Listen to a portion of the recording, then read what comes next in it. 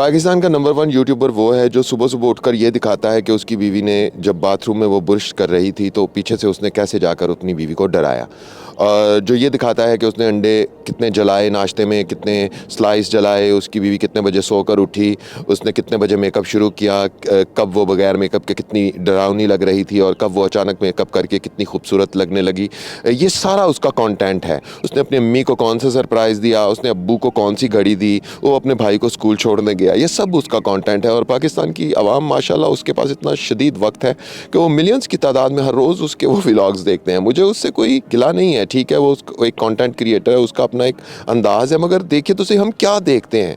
एक बात याद रखिएगा कि इंसान के पास जो सबसे कीमती चीज़ उसकी होती है ना, वो उसका वक्त होता है।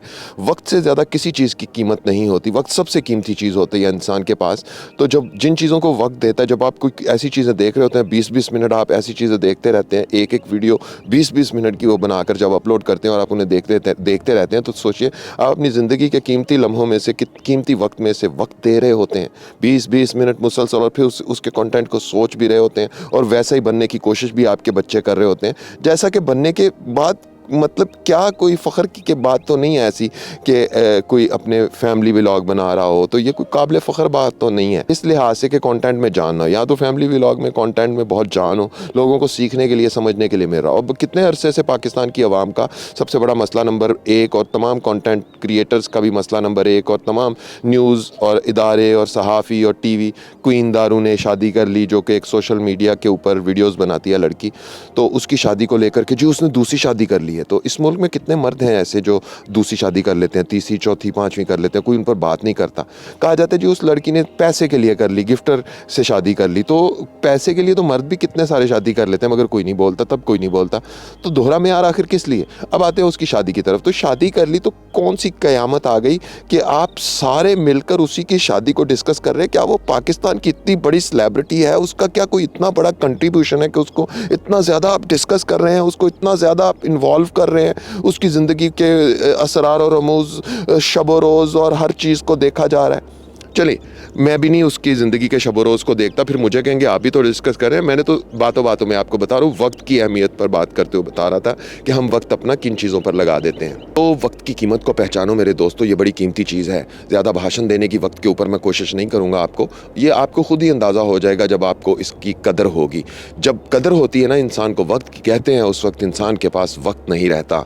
चीज़ें उस वक्त मिलती हैं, बंदा बशर भी क्या चीज़ है कि इसे चीज़ें उस वक्त मिलती हैं जब इसे चीज़ों की कदर, चीज़ों की ज़रूरत नहीं रहती। या तो चीज़ें भी अपने वक्त पर मिलें तो बहुत अच्छी बात है, चीज़ें वक्त पर तभी मिलती हैं जब हम वक्त की कदर करते हैं। और अगर यही सब कुछ चलता रहेगा, क्वीन दारू ने दूसरी शादी कर ली, उसने तीसरी शादी कर ली, मुफ्ती साहब ने ये कर दिया। एक मुफ्ती साहब हैं, वो बहुत वायरल हैं, वो हर रोज़ किसी ना किसी लड़की के पास बैठकर गाने वगैरह सुनते रहते हैं और कभी-कभी मस्ती में झूमकर उसके गाल को भी छू देते हैं। तो इसके अलावा भी बहुत कुछ कर देते हैं, मगर उसको डिस्कस करते रहे। यानी हम हर चीज़ में से चस क्रिएट करना चाहते हैं, मज़ा लेना चाहते हैं। वक्त जो मज़ा लेने में बहुत सारा गुजर जाता है ना, ये वो है जो वक्त है, और ये बड़ा कीमती है। इसकी कदर व कीमत को समझकर आप बहुत कुछ बन भी सकते हैं, बहुत सी तरक्कियां भी कर सकते हैं। हमारा मुल्क एक ऐसा मुल्क है जहाँ पर एक अजीब व गरीब किस्म की मखलूक जो है वो उसने अपने डेरे जमा रखे हैं, वो काबज़ हुई है।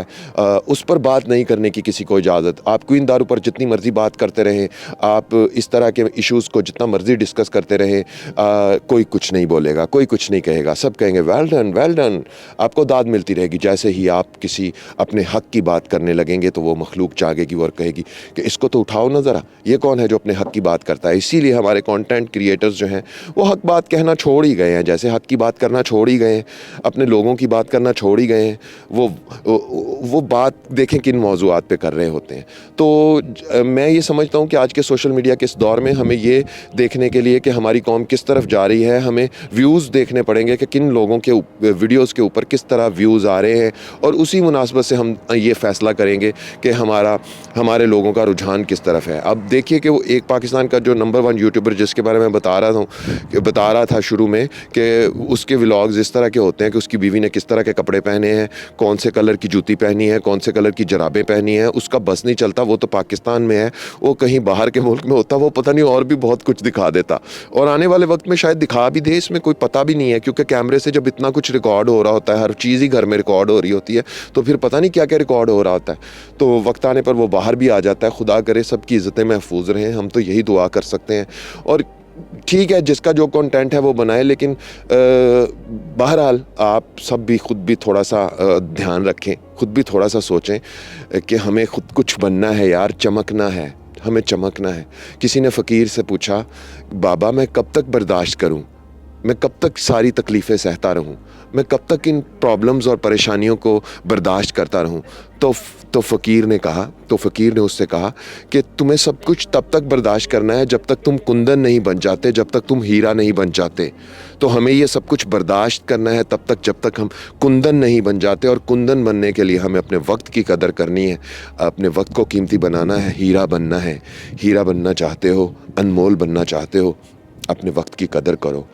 मुझ नाचीज़ को उज़ैर रशीद कहते हैं। कैसे लग रहे हैं मेरे व्लॉग्स, कैसा लग रहा है मेरा बोलता कॉलम? आप अपनी राय का इजहार बड़े खुल कर सकते हैं, लिखिए, बताइए, और उन मौज़ूआत की तरफ निशानदही आप मुझे कर सकते हैं जिन पर आप चाहते हैं कि मैं बात करूं। मैं आपके बताए हुए मौज़ूआत पर भी नज़र रखता हूं, आपके लिखे हुए अल्फाज को भी पढ़ता रहता हूं और गौर करता रहता हूं। कहने वाली जनता मुझसे आखिर कहना क्या चाहती है, आप कहिए, मैं सुन रहा हूँ।